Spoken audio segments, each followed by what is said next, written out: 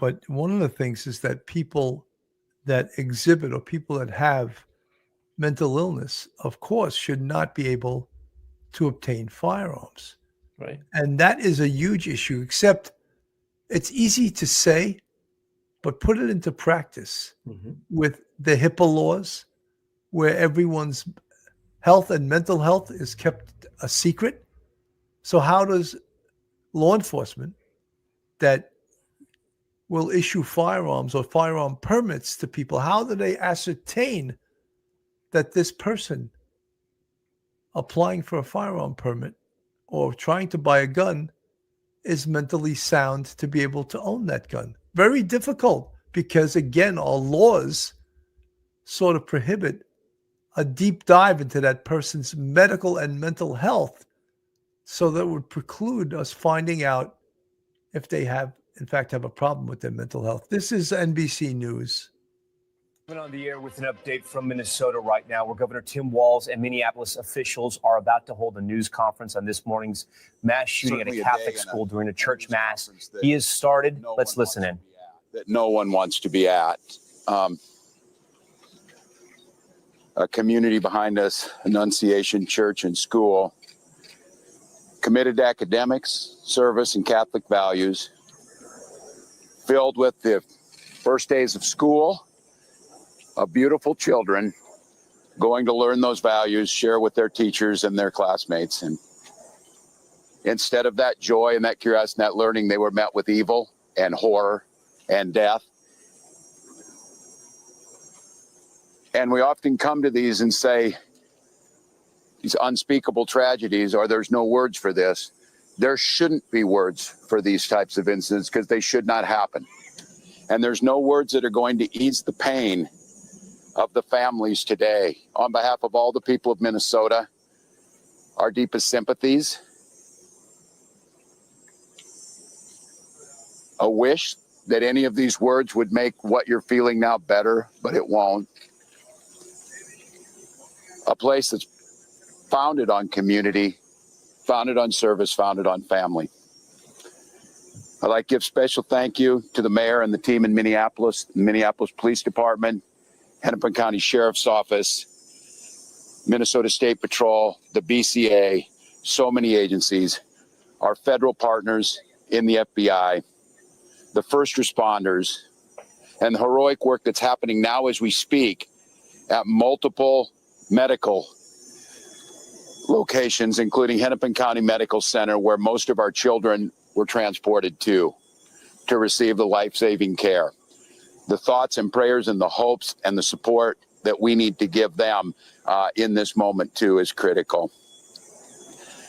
Speaking with all the people here, and grateful to our federal partners, Senator Klobuchar speaking early this morning, and receiving a call from President Trump, who was with his leadership team of the Attorney General and the Vice President, expressing their deep condolences amongst the horror that happened, and an offer to provide the support to the folks here in Minnesota of what's needed.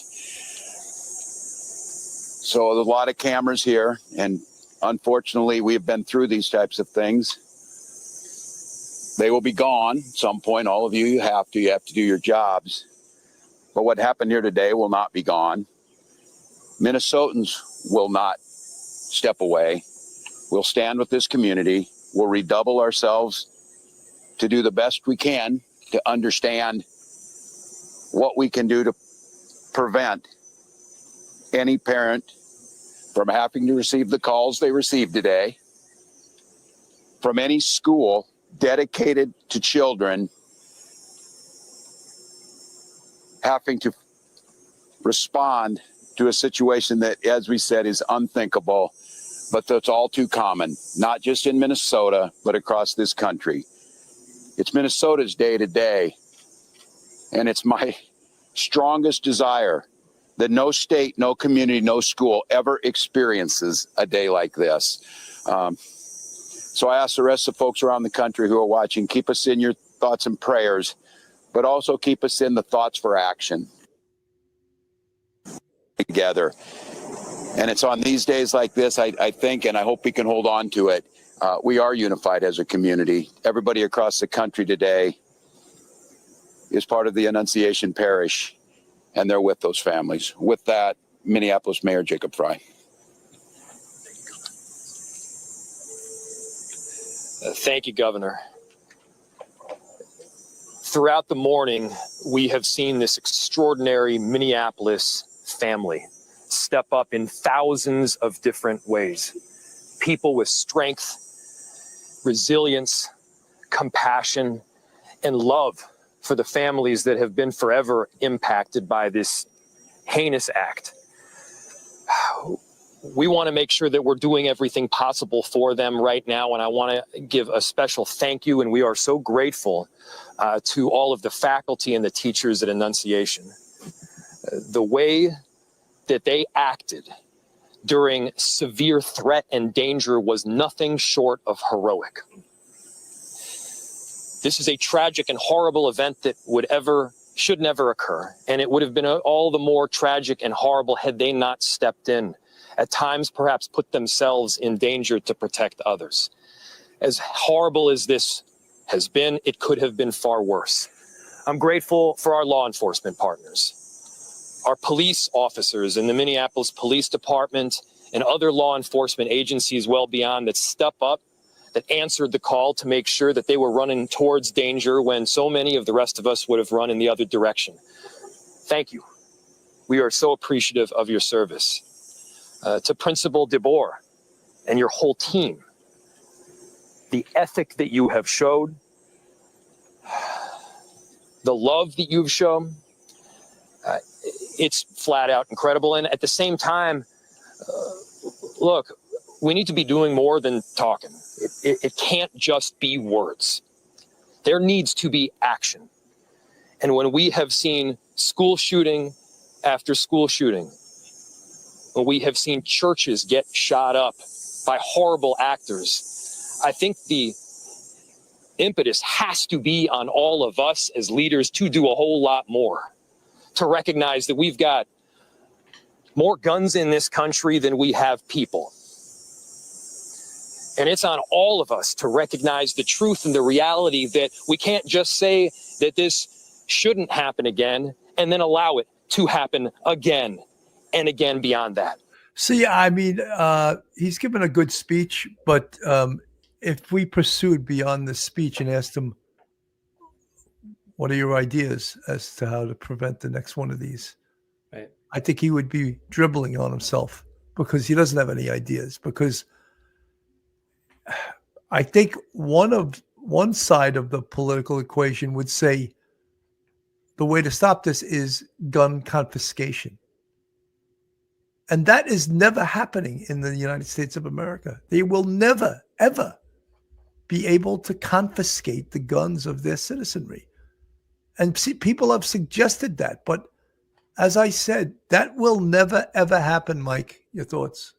Yeah, Bill, it won't happen. It won't happen. The thing that people, some states have done, they've had red flag laws. If someone makes an allegation that you're dangerous, you're acting dangerously, you threaten people with firearms. In some states, they can possess take your firearms away from you. You can get them back with an attorney going to court, but you'd have a court hearing to determine whether or not you actually engaged in some sort of dangerous conduct or threatening conduct, which would someday lead to using a firearm. Domestic violence, people have engaged in that sort of thing may not be able to get firearms. If you've been convicted of a crime, you may not be able to get firearms. And the mental health issue that you pointed out, that's one of the touchiest subjects, because at what point how much information do you provide to the ATF, alcohol, tobacco, and firearms, before you're granted a firearm, or that a firearm is taken from you based on that? Do we give out psychological exams before you purchase a firearm? All of these things would be very, very difficult to administer. And it would also impinge on what we hold dear as our cherished civil liberties. And part of that is autonomy and a right to privacy. 99% of all gun owners are perfectly legal citizens that would never harm anybody and just want a firearm for protection. But there's these issues pop up every time there is a mass shooting like this. And it makes it difficult to come up, because it's very politicized, it makes it difficult to come up with some sort of, way or method to try to control some of the violence in this manner, for politicians, because they're reacting to the emotion. But people always, they don't think of the guns on the street. You could have, like Illinois, you could have the strictest gun laws in the nation. Yet you could have the highest homicide rate in Chicago, Illinois. It's just strange. So it's a really difficult problem. It's not going to be solved anytime soon. It would take a real national referendum to say we need to actually do things differently with our firearms before I think you can make any real progress. Doesn't mean it can't happen, but I don't think it's going to happen anytime soon. No, I agree with you. Folks, this is Police Off the Cuff, Real Crime Stories. If you're not subscribed, hit the subscribe button, give us a thumbs up, hit the like button, share us with your friends and your family. If you want to contribute to us, we have a Patreon with 4 different levels. We also have a YouTube channel membership with 5 different levels. You can become a member of the Police Off the Cuff YouTube family. And FanDuel is the new sponsor for the Police Off the Cuff podcast. It's on the Believe Network. And if you like to watch football, watch all kinds of sports, bet on sports, go to the FanDuel site on the internet, and they will direct you to wherever you would like to go to pick teams of your choice to bet legally through FanDuel. This is the chief from this incident. His name is Chief Brian O'Hara.